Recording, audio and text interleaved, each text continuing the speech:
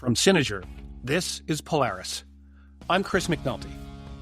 Every business says they have a strategy, strategic planning, strategic alliances, but no two businesses, it seems, can even agree on what strategy means.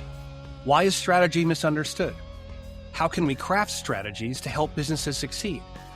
And how can you sustain strategy as a core strength of your leadership team?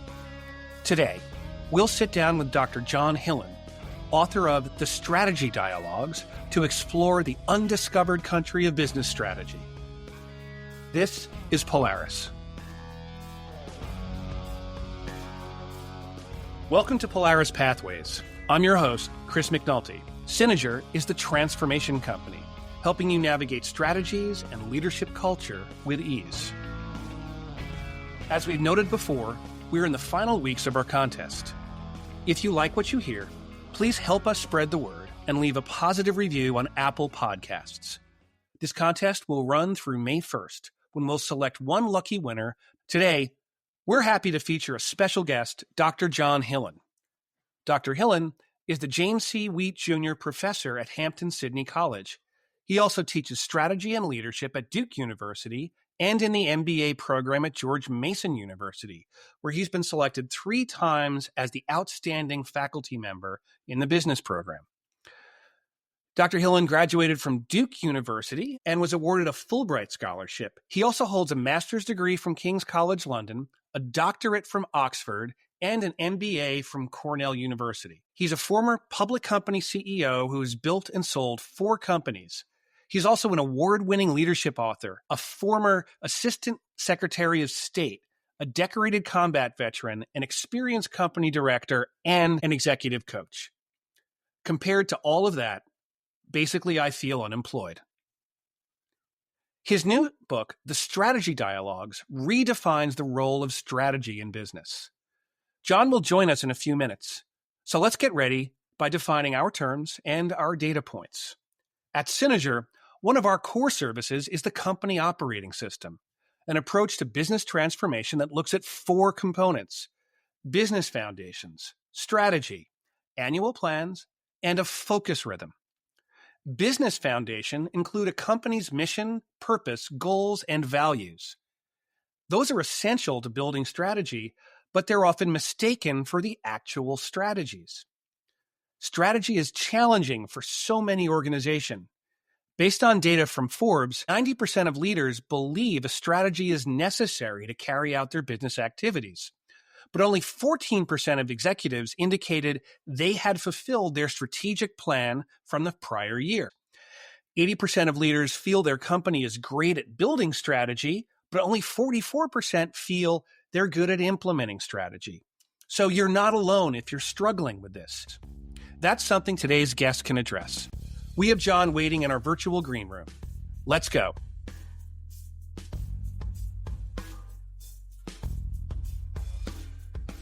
So today on Polaris, I am pleased to introduce Dr. John Hillen. He's a business leader, academic, decorated combat veteran, former Assistant Secretary of State, and author of the new book, The Strategy Dialogues. John, welcome to Polaris. Good to be here, Chris. Thanks. John, can you share a little bit about your journey that's brought you to Polaris today? Sure. So I'm in Reston, Virginia, which is the kind of business corridor just outside of Washington, D.C. in Northern Virginia. And I'm here in my corporate office. I chair several corporate boards, financial services companies that are in and around this area. And how did I get there as a guy who never had any interest in business? Is I got there through the 2 things I didn't know about that I learned in both the military and public policy. Is I was always terrifically interested in issues of strategy. Where is this organization going? And why is it better when we get there, wherever there is? And I was always interested in questions of leadership. How do I get a bunch of people to work together to try to accomplish something? And so those became themes in my career, pieces of expertise that I sought to acquire, both in practice and in an academic sense. And then ultimately, I migrated those over to the business world later in a career. And I've been the CEO of a number of different companies, both public and private, done a lot of transactions. I did an IPO in the middle of the recession. So I ended up having a pretty vigorous business career despite having no intention of going near business for much of my early adult life. Yeah, recessionary IPOs definitely could be an interesting topic, but we'll save that for another day. I know you shouldn't judge a book by its cover, but I found that title quite interesting.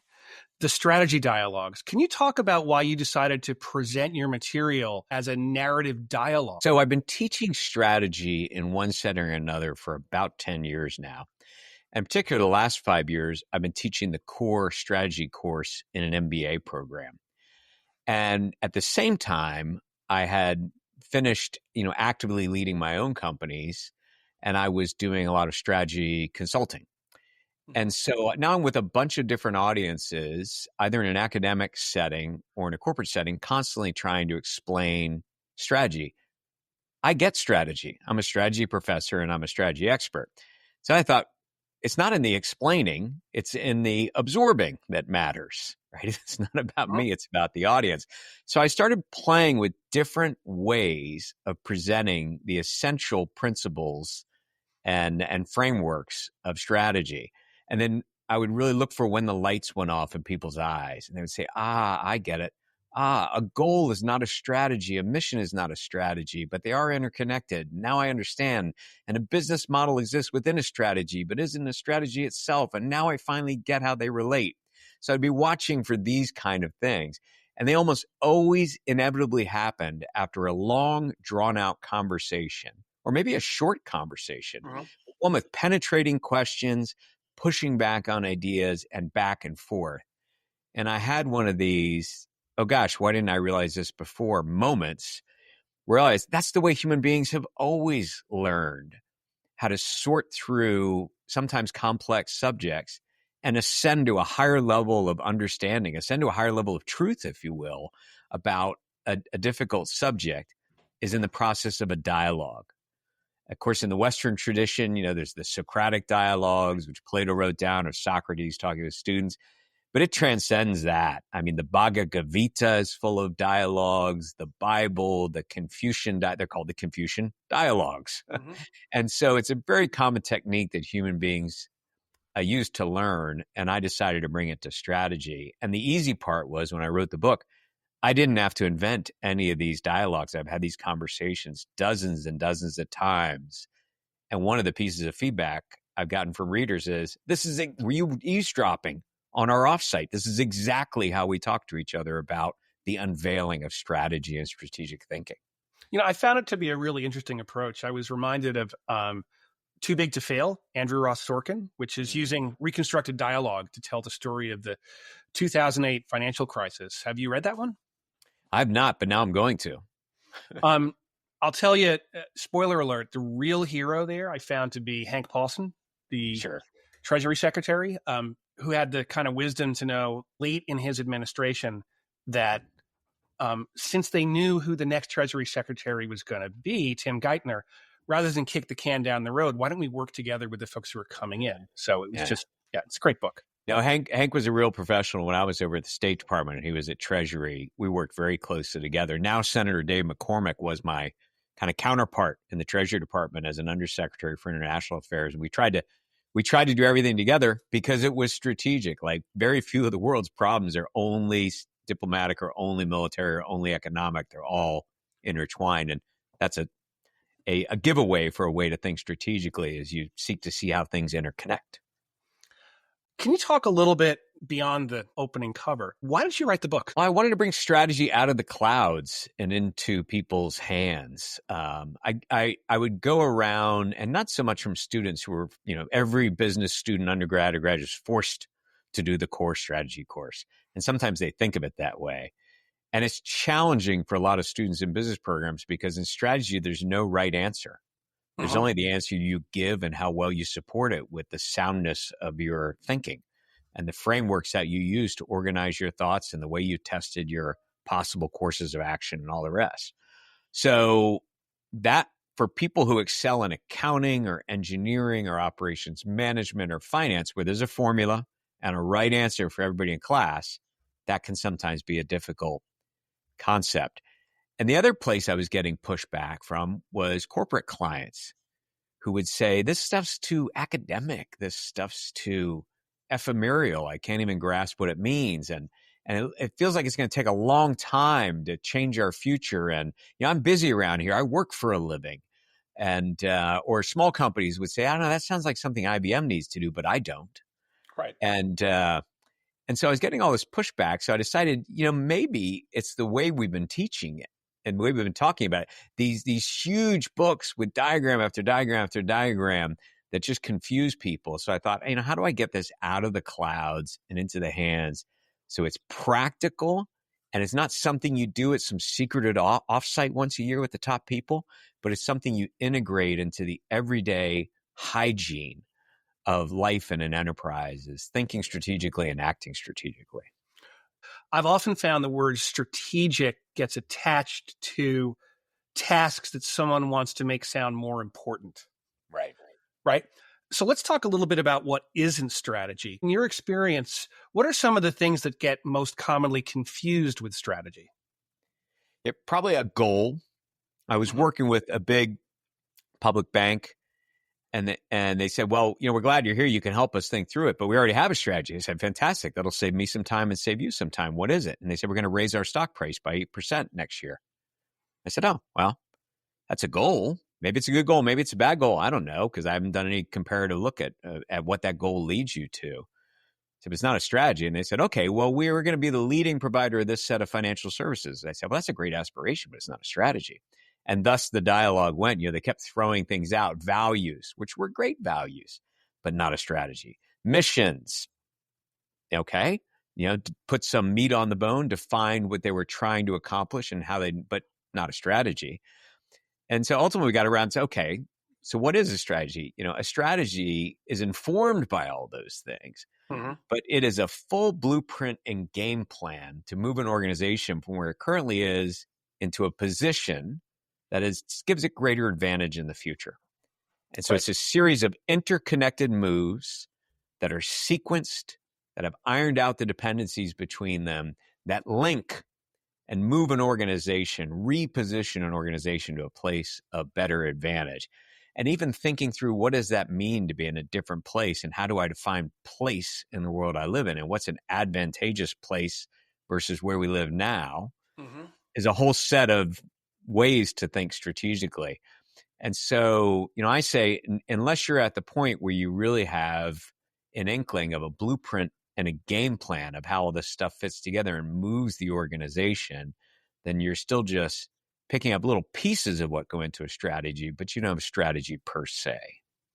It's difficult to move ahead if you haven't addressed those foundational needs, mission, goal, values, purpose, all of those things. You haven't earned the right to make strategic decisions, but many organizations still struggle with it. Why do you think that this is hard for people to get, since the way you've defined it seems pretty clear?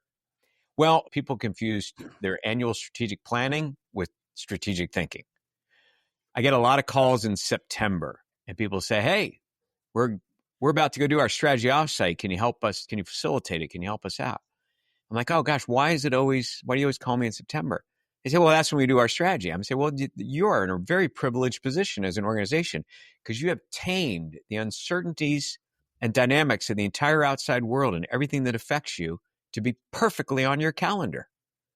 You will look at your strategy whenever the calendar rolls around because you're really doing a thinly disguised annual budget drill. You're not really doing a strategy.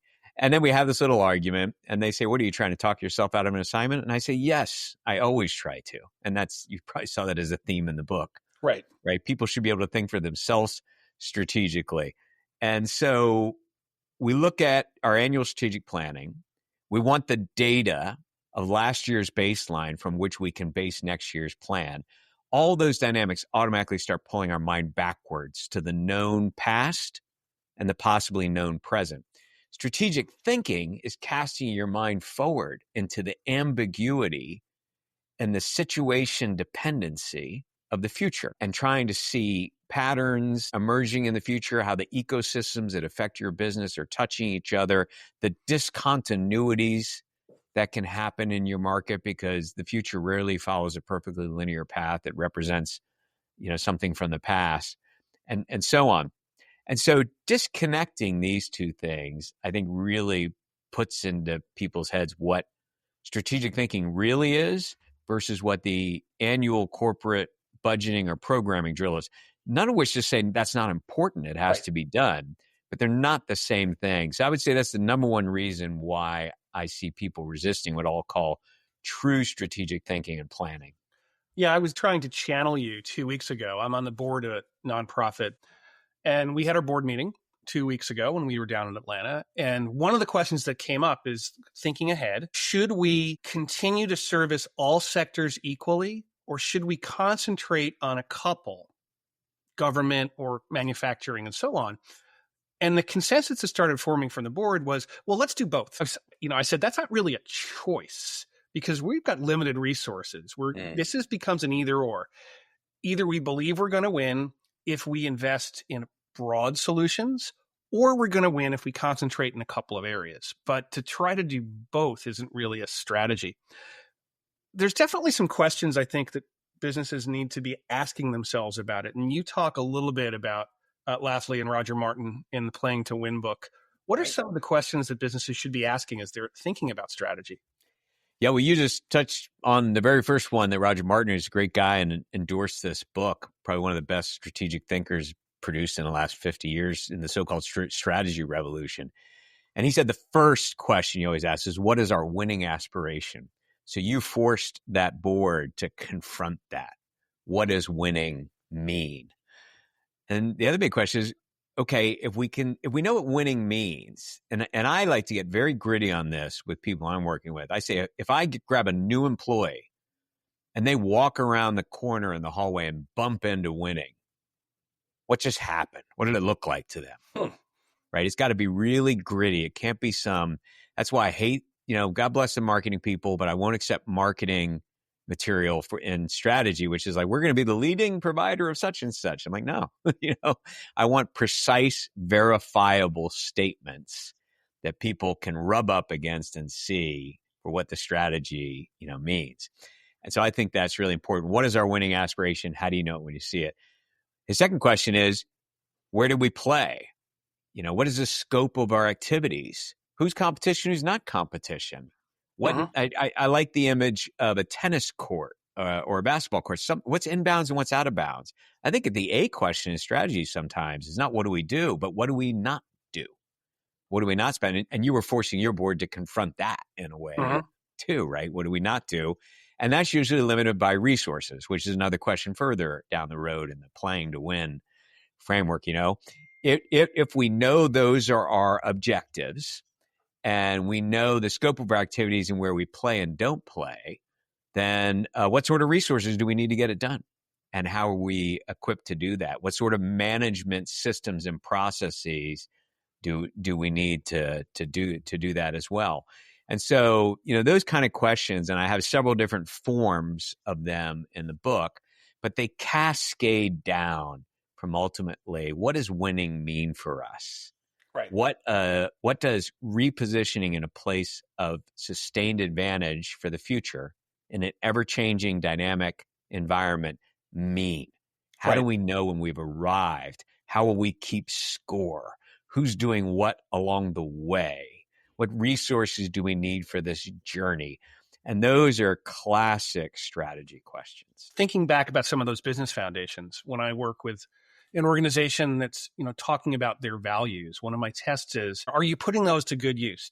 If I ask someone in the hallway, can they state what those three values are? Because if they can't, they don't know it. You talk about IKEA as an example of what strategy success looks like. So I wonder if you could explain that to the audience. Yeah. So, when a new manager was opening up a store in IKEA, and especially in the early days, they weren't handed a policy handbook, which said, here's step one, day one, your first 90 days, you do this stuff, and this is the way. And that was not the way it worked. The only thing IKEA really had written down was a memoir from the founder, Ingvar Kamprad. It was called Testament of a Furniture Dealer. So it even had a kind of, an interesting sounding title. And it was just his philosophy, and it was his value system.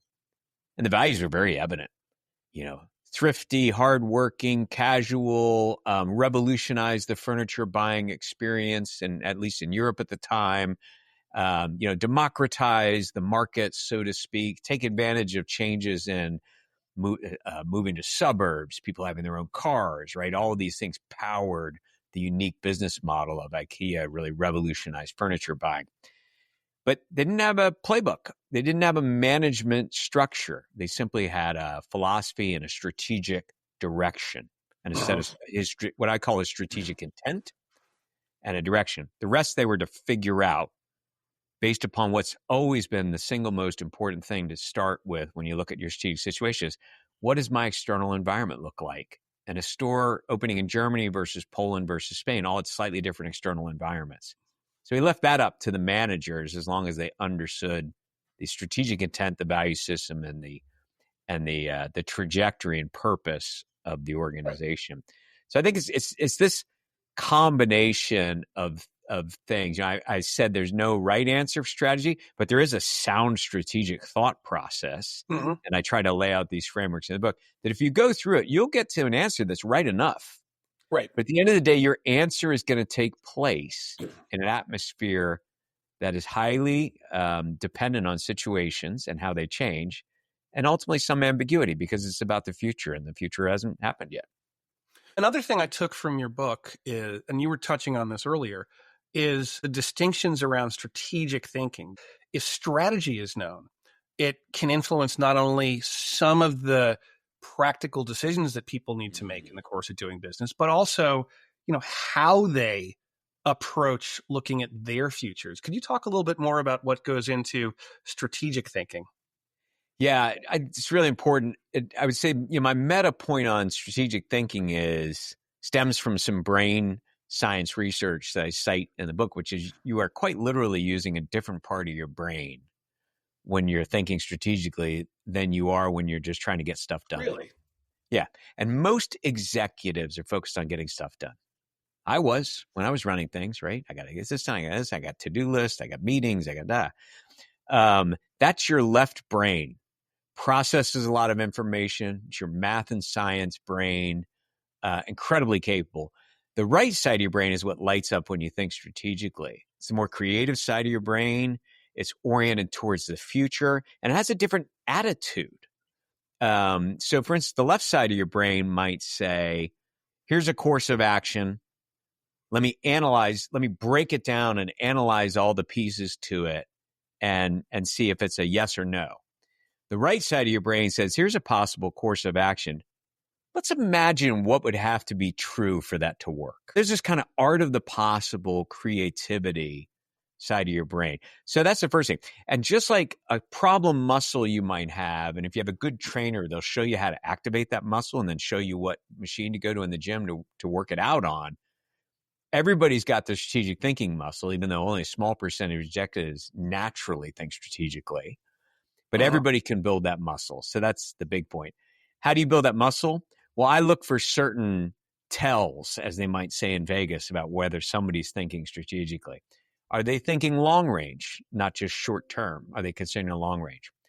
Are they thinking big picture, not just what's right in front of them?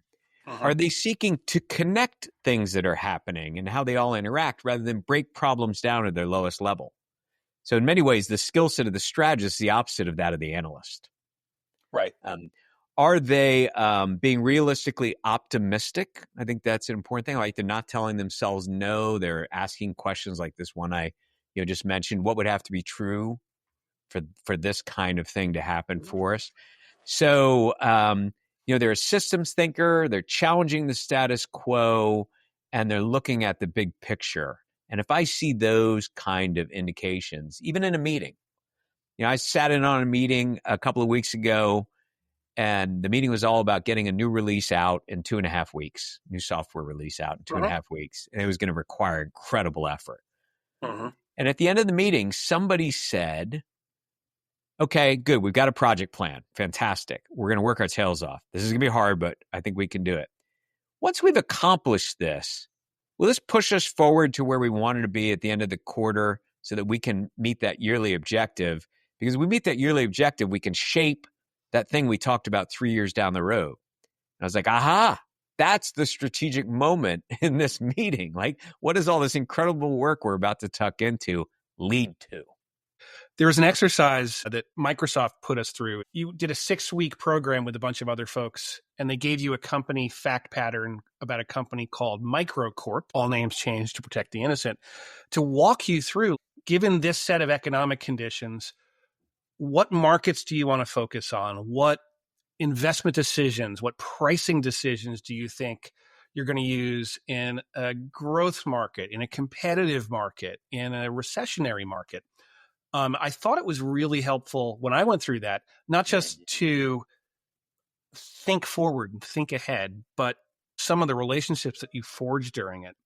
I'm always struck by, there's a reference in Shakespeare. Shakespeare references death as the undiscovered country, and I don't use it in those morbid terms. Strategy journey is taking you to some place where you don't know, and you get the joy of surprise and some of that.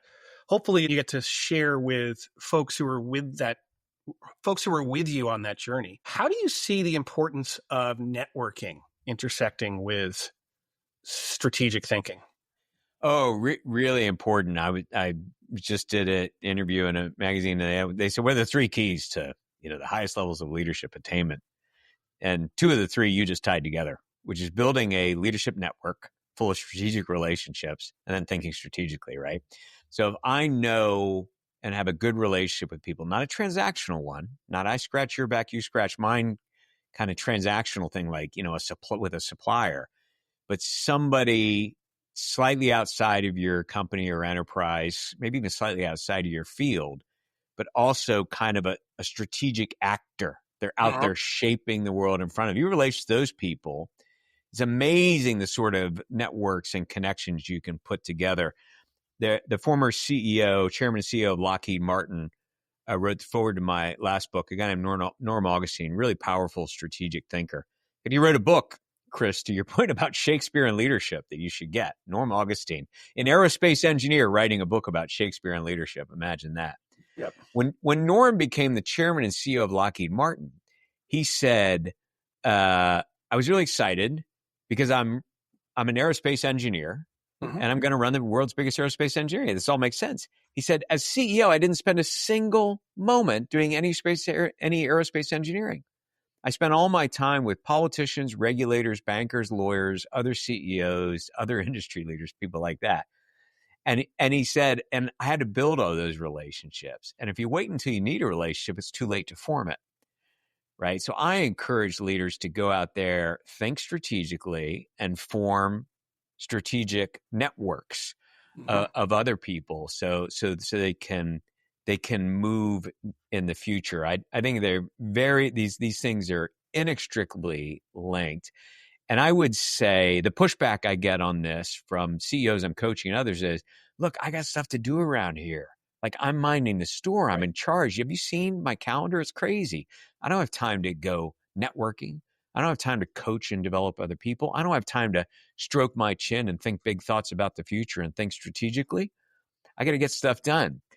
And what I remind them is strategy and building a leadership network is not a distraction from your leadership responsibilities. It's at the heart of a leader's responsibility because nobody else can do it. So who else is going to do it? If I grab some random employee and say, where's this organization going in the future and who's going to help us move along that path, it's not their responsibility to say, I'm doing that. It's yours. Right. And, if something is important enough, you make the time. No, yeah, I was just going to mention, a good case study in this is Heidi Roizen, who very famously was the ultimate broker of relationships, reportedly introduced Bill Gates to Steve Jobs, among other things, in Silicon Valley. She was a creative writing major who took a job at a small software company writing their company newsletter. So she had none of the essential skills needed in Silicon Valley, which I would say would be a combination of technology, engineering, and moving capital, right? The financiers. But she ended up being the most important relationship builder because she understood the importance of this, and she's taking what at the end of the day were a lot of introverted, people really focused on task accomplishment, introducing themselves to each other. She ended up being the head of Apple's and outside developer relationship program, and she would have parties at her house where she would introduce VCs to companies and so on and so on. She eventually SoftBank hired her just for the power of her networks. So it's kind of an extreme example of where you can actually make a powerful leadership network your entire career. But I would say every executive needs to really cultivate. It's like a secret weapon to have a strategic leadership network. And those networks can also help you understand what's going on competitively, which is kind of turning to the next thing I want to ask you about. Blue ocean strategy. Sounds wonderful as we're approaching the summer, but could you talk a little bit more about its role here? Yeah, so I spend a chapter talking about more innovative strategies than simply being low priced or making a distinctive product or service. Mm-hmm. Sometimes force companies to put themselves in one of the boxes, what we call the generic strategies model, just not to insult them, but just to force them to really come to terms with who they are. Everybody tells me, I've worked around a bunch of commodities type industries, and everybody tells me how differentiated they are. And I'm like, you're not differentiated, right? So just like, this is not an insult, right? We're just trying to understand who we are so we can build a platform of advantage from it. But there are more innovative strategies than simply being a value player or making a very distinctive product or service. And one of those is the so-called blue ocean strategy, which is a difficult one because it forces you to think kind of backwards.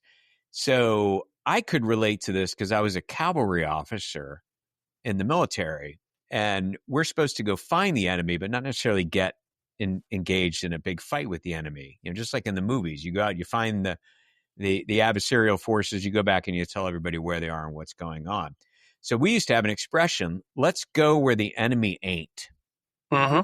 And then we'll, mess around and figure out what's going on, as opposed to charge right into the middle of them. So that's the fundamental idea behind a blue ocean strategy. Instead of seeking out the most competitive environment where everybody's fighting for the customers, and therefore the ocean is red from all the blood in the water from the cutthroat competition. Right. Go to where the customers ain't, but you could provide a value proposition that could draw new customers there. Right. So examples might be the minivan. Who knew we needed a minivan until Chrysler came up with one? Yeah, the iPad, the tablet, right? Tablets, the technology had been around for a while, but nobody knew they actually, needed an iPad or a tablet until they went there. Cirque du Soleil is an example often cited by the people who came up with Blue Ocean Strategy, right? Who knew we needed to pay $250 to watch a bunch of anonymous, it's essentially street circus acts, but dressed up with beautiful costumes, choreography, and music, none of which actually has any words in it. But there's elements of ballet and opera and other things in there. And all the expensive things from old-time circuses, like animals and superstars, are all removed. And who knew you could do essentially a cheaper circus and charge twice as much for it? There wasn't a customer for it until there was a Cirque du Soleil, and they created a customer for it. But I found in so many industries, they're really pack animals. Right. They see where a customer is. Everybody can see where the customer is, and everybody dives for it, and then kills themselves in the competition, either with their margins or with their offerings.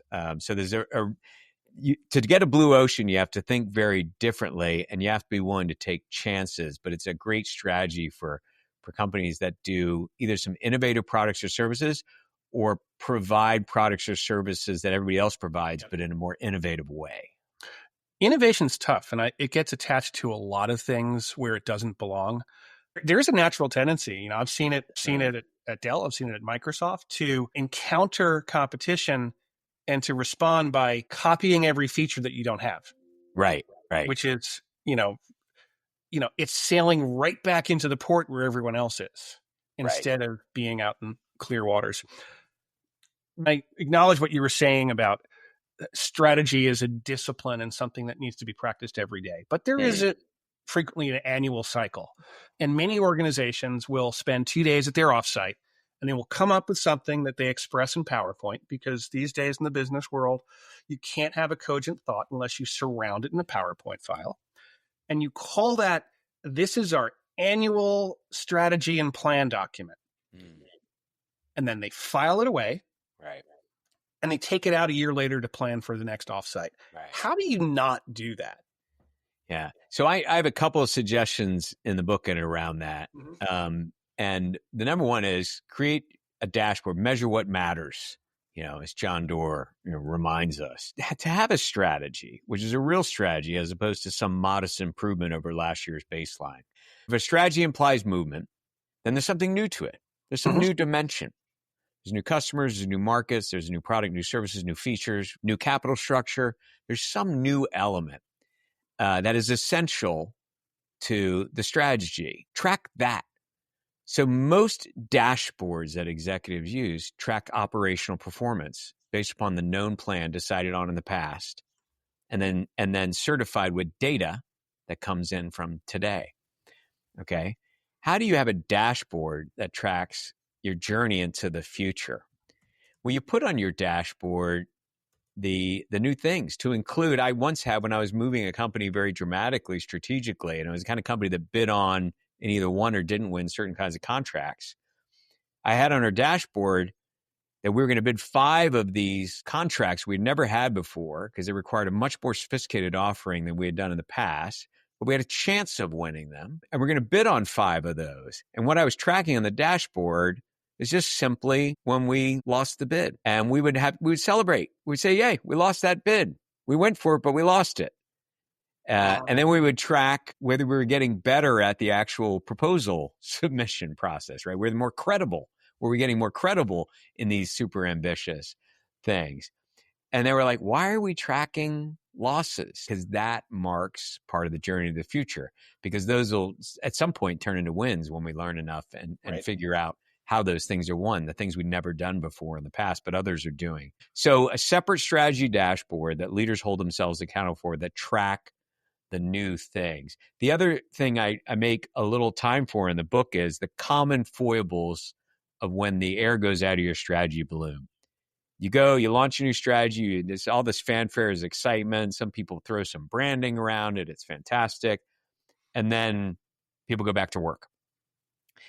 And I look at, there's a statistic from a big study that on average, most companies only realize about 2/3 of the value they hope to get from their new strategies. So where does that 1/3 leak from?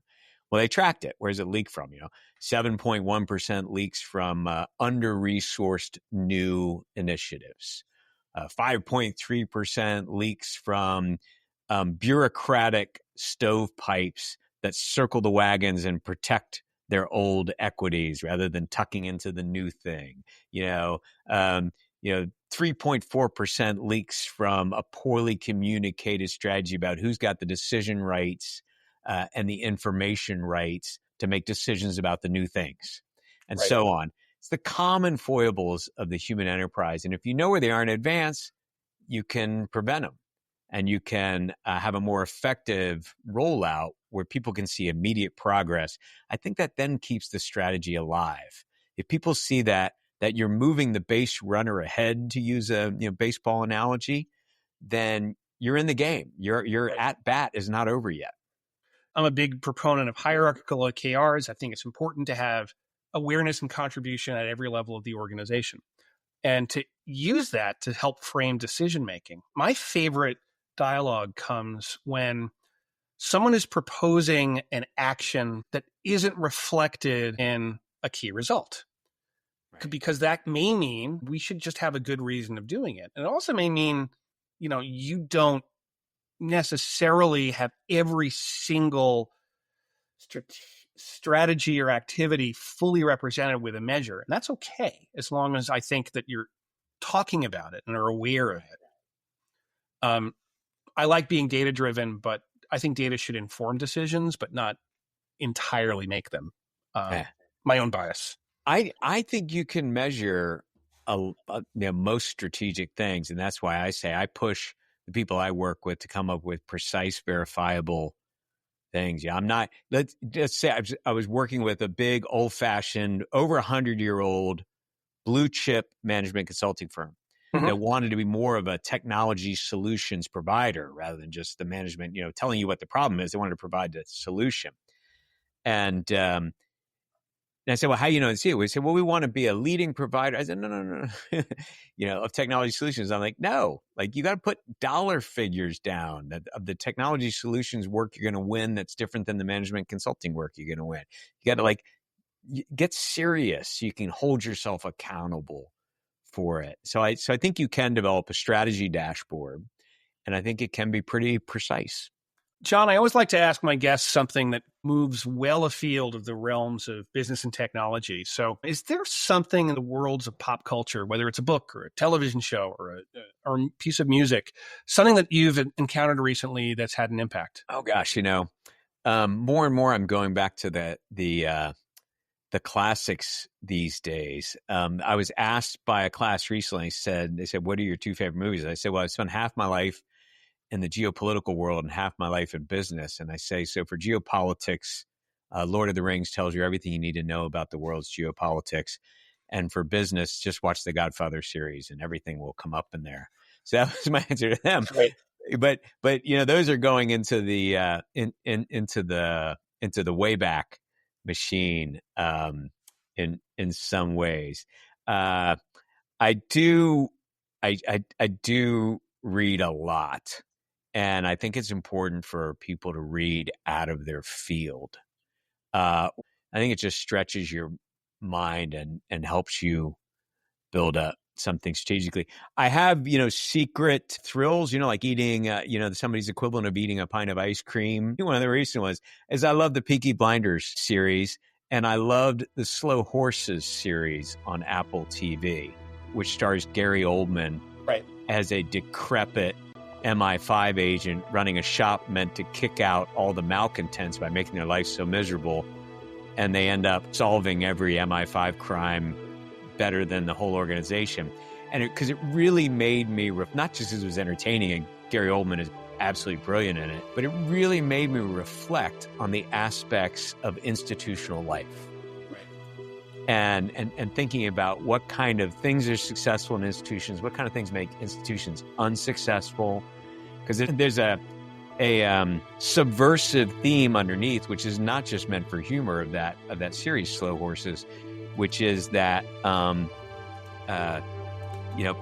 power and bureaucracy corrupts, and absolute power and absolute bureaucracy corrupts absolutely.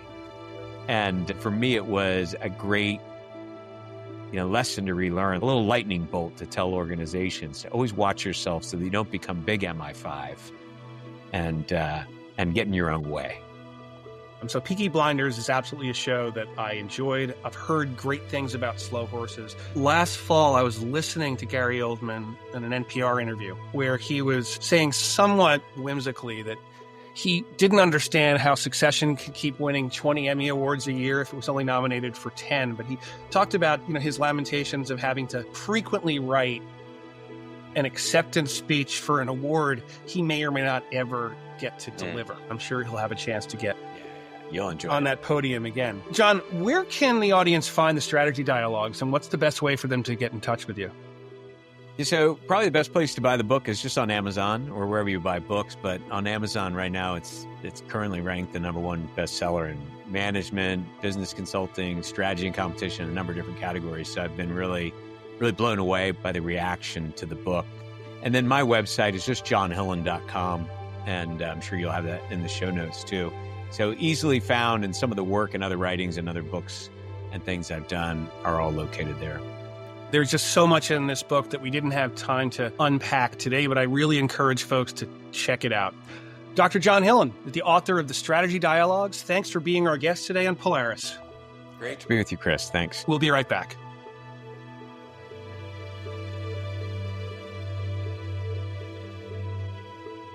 Up next on Polaris, events.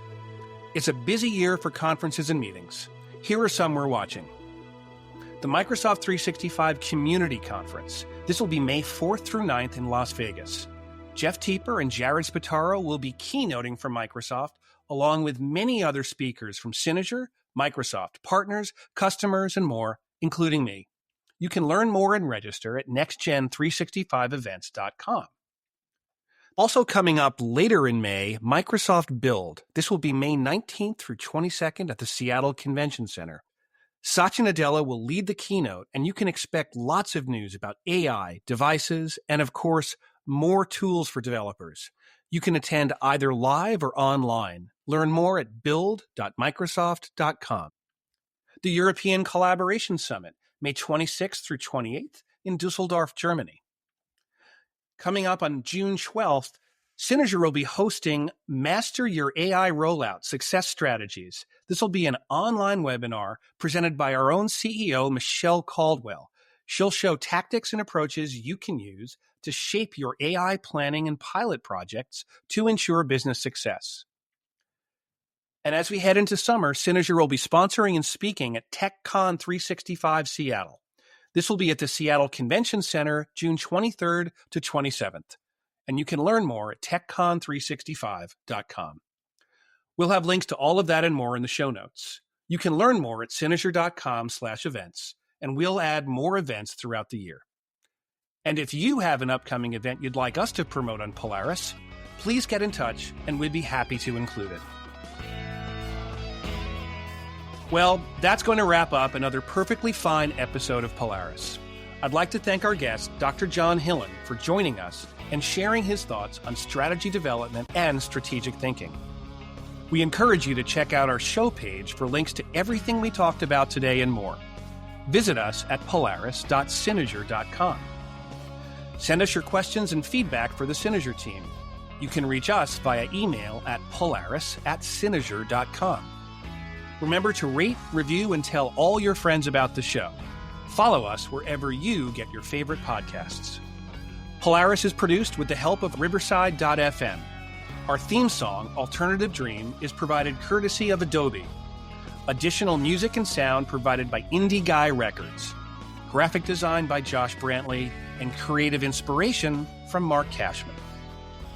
Thanks for listening. I'm Chris McNulty, and this has been Polaris, a show that charts the course for business and technology transformation from Synozur. Learn more at synozur.com. See you next time.